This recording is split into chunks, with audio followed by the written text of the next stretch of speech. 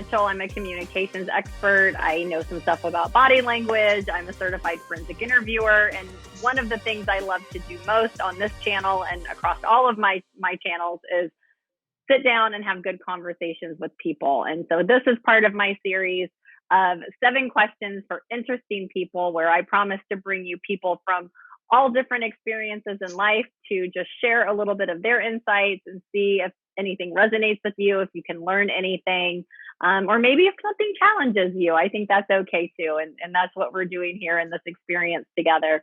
And today I have the very interesting Everett Stein on with me today. So thanks so much for joining me. Thank you, Lisa. Yeah, were you I mean, you do so many things. It's hard to even, I was thinking of how to introduce you. And I don't know if I'm the best one to do it. I think you're the best one to do it because you do different things. You play, like myself, you play in a lot of different spaces, and a lot of different things kind of bring you joy and interest you. So I'm just going to let you kind of introduce yourself here. All right, awesome. Well, thank you so much, Lisa, for allowing me to come on and be with you today. So you're right. I do multiple things, everything from volunteering my time as a reserve police officer in the town that I live in to being a former loss prevention retail executive. And also, I love talking to interesting people. So I also started a speakers bureau. So yes, I do a lot of things. Yeah, I love it. And you are part of a powerhouse couple. I know your lovely wife, Celeste, has interests as vast and varied as you do. And I've had the benefit of getting to know both of you, at least in the professional realm over the last year or so. And, I think there's something to be said for having a good partner. And you all seem to be a good complement, a good pair. So she has not gotten her invite yet to share her interesting elements, but she will. So if you want to give her a heads up on that, it's coming her way too. So I would love to know, just one of the things that I get questions about a lot, especially as I'm working with students or people maybe early in their career, is really getting a definition of what success looks like and feels like, because we have the things we're told to strive for and consider hallmarks of success. But I would really love to know kind of what is your personal definition of success, or what makes you feel most successful? Well, I think, Lisa, that people get hung up on titles. But to me, I think success is being the best at whatever it is that you do. And if you're a trash man, be the best trash man that you can be. Or if you run a company, be the best. But also to realize that, the people that you work with, that if you are a CEO of a company, realize that the people that you work with are the most important asset that you have. And if you don't move away from that thought process, I truly believe that you will be successful. No one makes it to the top alone. And so I feel like that you always have to remember people are the most important thing. How you treat them, how you handle them. Yeah, people first. There's a common theme coming out in a lot of these interviews around relationship, and that being the surprising hallmark of success is, what do your relationships look like, and how are you treating people? And so I love that that's been your experience as well.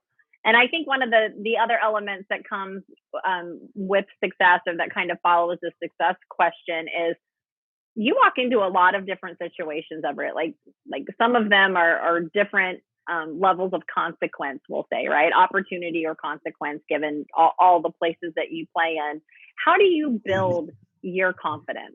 Like, what is your confidence building routine before you get into a situation that might be considered stressful, or maybe something that's unknown, or maybe you're taking the stage as you're promoting your business? What is some of your confidence hacks or routines that you use? So I think something very simple, to at least to me, Lisa, is I love to, before I have a big meeting, high stakes, I like to get up early, get my exercise in, run a few miles. That starts to really kind of level me out. And then once I'm done with that, then I come home, start getting myself together mentally, making my notes. And right before I walk into a room or I get on a Zoom call, I take that deep breath and start to really relax myself. That seems to help me. And obviously, everybody has their own routine. But I feel like being physically fit really, gets my mind right. And again, that's just my personal experience of what helps me.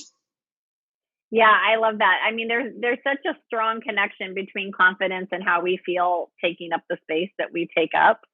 And I think similarly to you, like part of my routine also is making sure that I feel good about how I'm physically showing up, right? And it's health and it's strength and it's just feeling good about how I look when I walk onto a stage or get onto a virtual interaction. So I love that you are highlighting the opportunity that you have with physical fitness, with caring for the physical and outside of yourself, and how strongly that can correlate to how you feel internally or intrinsically when you're walking onto a stage. So yes. Thank you for sharing that. I think that's a great tip that anybody watching this can, start doing. Just, it doesn't have to be big and crazy. Just go take a walk. Yes.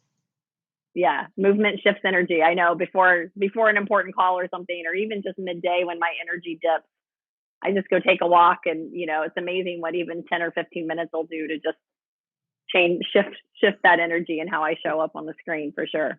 Exactly. Yeah. I'm interested to know, kind of shifting gears here. What do you think when you look at everything that's going on today? And again, you're in a lot of different environments. You deal with a lot of different stakeholders. You're a family member and a community member. What do you think is the biggest scam or the biggest lie that society is being sold right now? What do you think we're buying into that we shouldn't? Well, that to me is a very easy thing to answer, or easy question to answer, Lisa, because I think that we right now, it looks like that we are probably divided. In other words, we have more things. No, let me stop. So the biggest thing that I think that has divided us is the fact that the media could potentially make it appear that we have differences. And I really think at the end of the day, we have more things in common. And so I feel like that,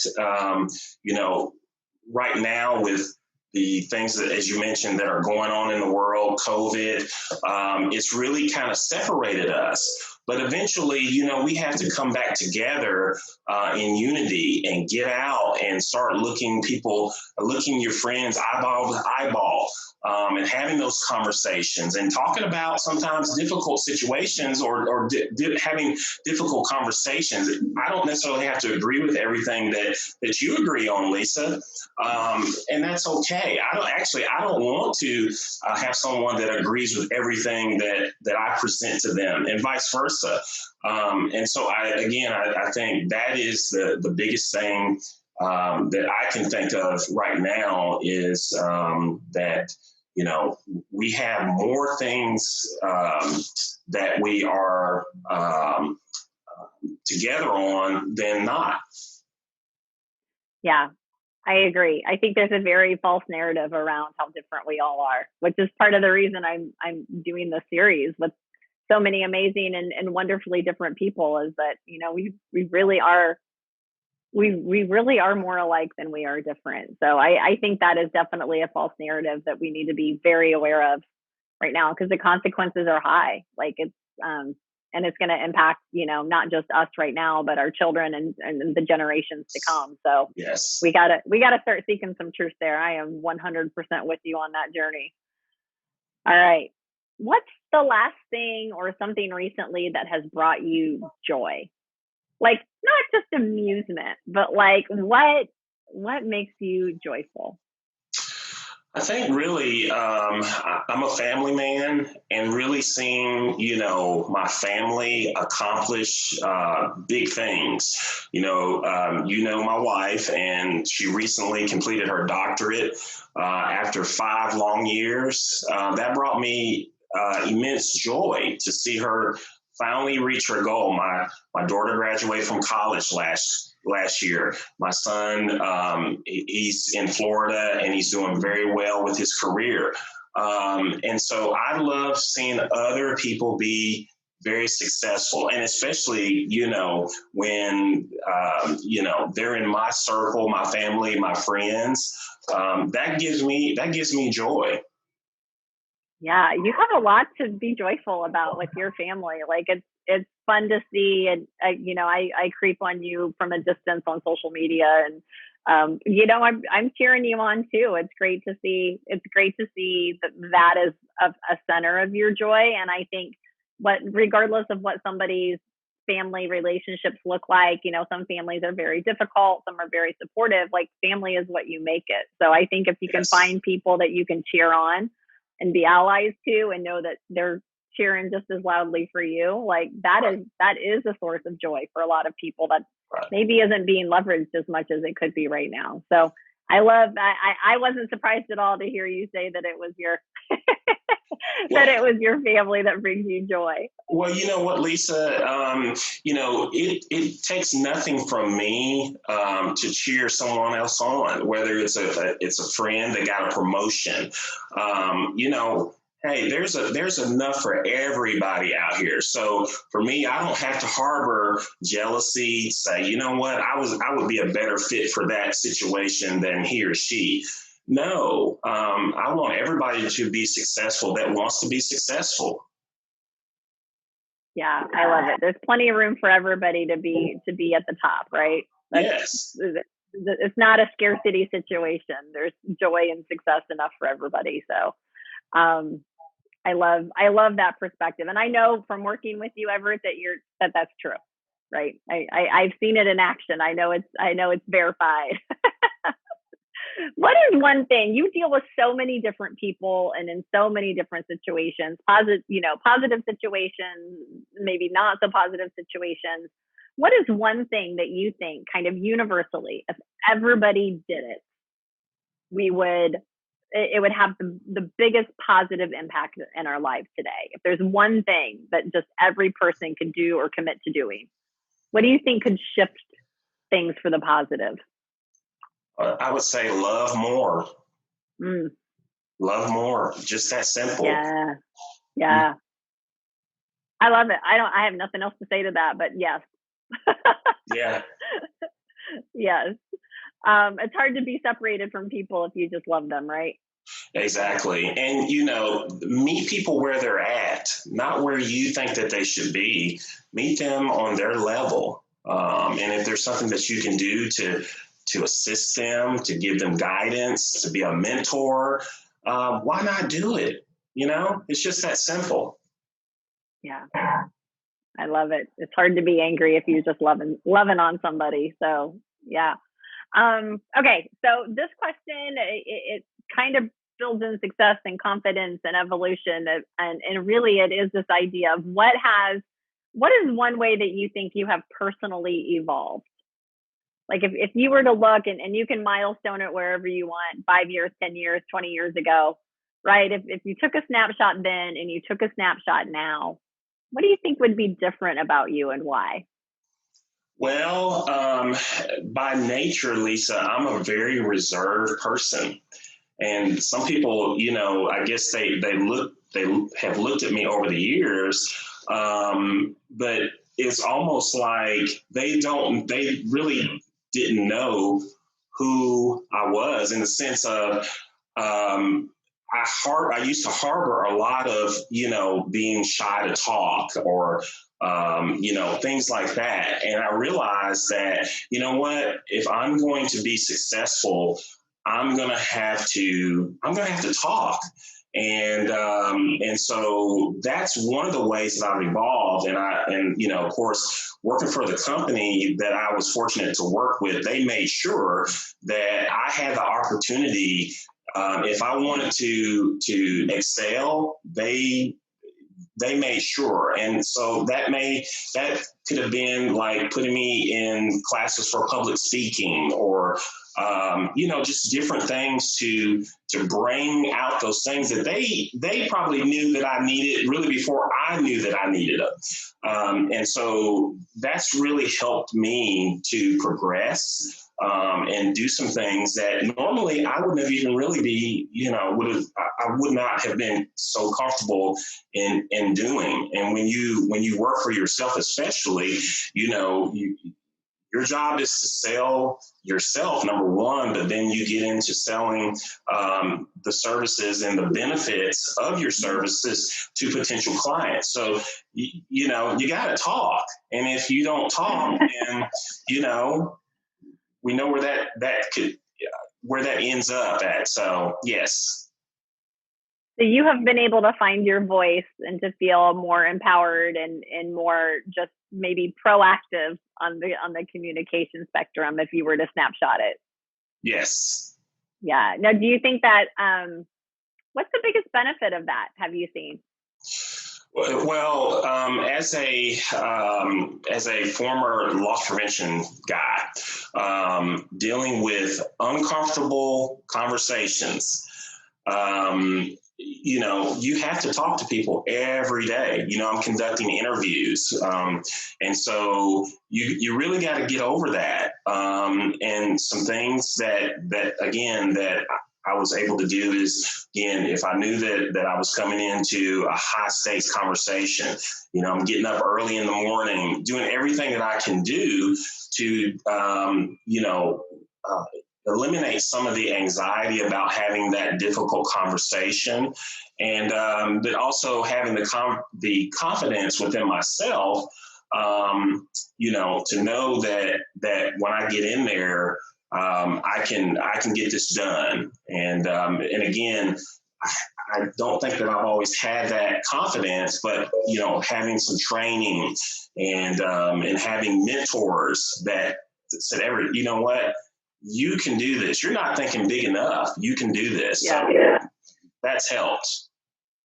Yeah, I love to hear how people have evolved and what feels significant to each person in their evolution, right? And I think communication, obviously I'm extremely biased towards the benefit of good communication, but I love to see that you can look back in the history of your career and in your life and that communication really, and embracing it and being brave with your communication has really been one of the key factors towards your growth and success. So I love that. I'm proud of you. I think that's a challenge that a lot of people watching this and listening to this deal with, is like they have a voice, but they try to like hold it in, or they're afraid of being judged if they use it, or just haven't collected enough positive evidence. Like they haven't seen themselves succeed enough in it yet to really start to feel good. So I love that you're a model. You're a living proof of what speaking boldly and finding your voice and growing your confidence with good communication can do. So you definitely get a gold star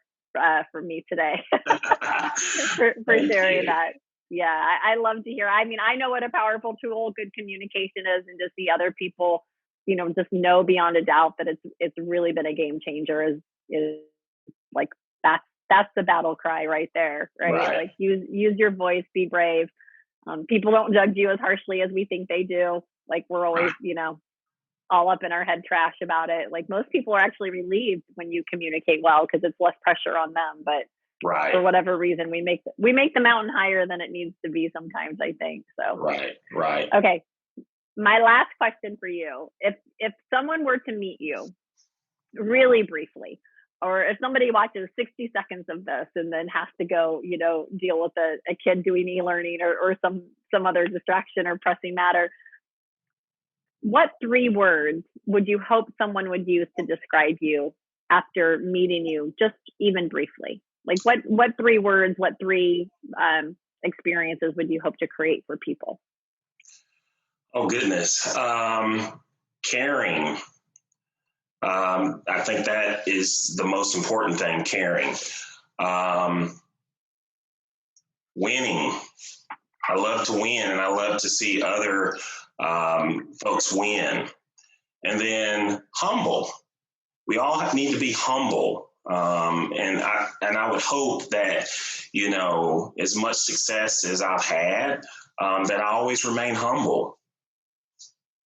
Yeah, I love that. I can say, as someone who has experienced you in multiple ways over a long period of time, that those 3 words are very accurate for you. And I think it would be easy, even based on your first impression, that people could easily identify those 3 words about you. So you are showing up, you're walking the walk, and talking, not just talking the talk, but walking the walk, and you embody those characteristics very clearly. I don't think anyone could argue with you about that. So good job on being intentional. I'm also a big fan of intentional conversations, creating experiences for people across the screen, or across, on the other side of your face, as I like to say.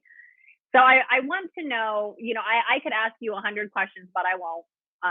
You've already been gracious enough with your time. How can people best connect with you further? How can they find out more about you? How can they work with you? What is the best way for people to learn more and stay connected with you, Everett? Absolutely. So first, I'd like to tell the viewers that they can reach me via email, and that is Everett Stein, the number 1 at gmail.com. EverettStein, the number 1 at gmail.com. I do some consulting with regard to loss prevention and supply chain security. On the other side, we have a speakers bureau, and you can reach us at www.bsaprinc.com. And if you're looking to become a speaker, we would ask that you send us your information, or if you're looking to book a speaker, please reach out and inquire. Awesome. Yeah, and I'll link both of those contact opportunities up in the comments, or the details of the video when we post it here as well, so people can find that easily if they didn't have the opportunity to jot that down, because I sure as heck do not want people to miss you. I have enjoyed working with you and being in the same kind of LP AP space with you, and now as a speaker with your speakers bureau, and it's been fun. It's been fun to see the transition and the excitement that you have for your endeavors. And, hands down, not that people needed 7 questions, but, you definitely are an interesting person. You have a lot to share and so much value to bring. And I just appreciate you taking the time to sit down, and hopefully I didn't stress you out too much, because I do not give people the questions ahead of time, so they are walking in blind. And as somebody who's a professional question asker like Everett is, we like to know what our questions are and what we're walking into. So I appreciate you, Everett, trusting me and showing up open-hearted and open-minded today, and kind of dropping a little bit of your experience with us today. And if you like these interviews, this is part of the 7 Questions for Interesting People series. It's going to be right here on the Lisa Mitchell Expert YouTube channel. Like, subscribe, share. Everybody needs a little more interest in their life, and some great lessons and opportunities here to learn too. So like it, share it, subscribe, and we'll keep showing up here for you.